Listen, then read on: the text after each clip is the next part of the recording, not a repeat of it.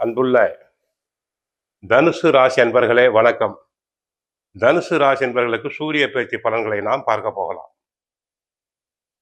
தனுசு ராசி அன்பர்களுக்கு இதுவரை 6ஆம் இடத்தில் சாதகமாக இருந்த சூரிய பகவான் 7ஆம் இடமாகிய கலஸ்திரஸ்தானத்துக்கு செல்கிறார்.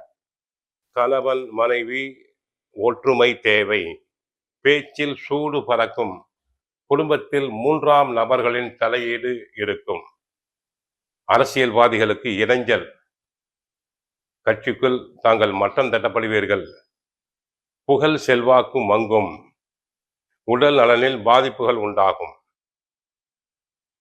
7 சூரியன் என்பதால் கணவரால் மனைவிக்கோ மனைவியால் கணவருக்கோ உடல்நல குறைபாடுகள் உண்டாகலாம்.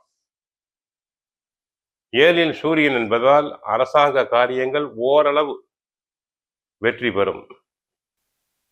சூரியன் சம்பந்தப்பட்ட தொழில்கள் செய்வோர், மருத்துவ தொழில், கெமிக்கல் பிசினஸ் போன்றோருக்கு லாபத்தில் சற்று குறையலாம்.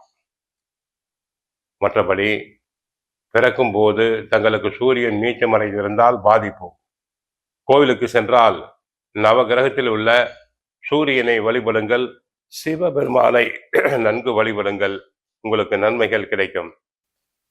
ஆனால் சூரியன் அஷ்டமத்தில் இருந்தால் கூட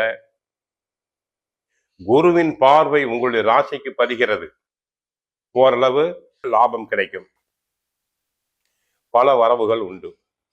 5இல் சனி இருப்பதால் பிள்ளைகளால் தொல்லை, 4இல் ராகு இருப்பதால் தங்களுடைய உடல் நலனில் பிபி பேஷன்ஸ், சுகர் பேஷன்ஸ் போன்றோர் உடல் நலனை நன்றாக பராமரித்தல் வேண்டும்.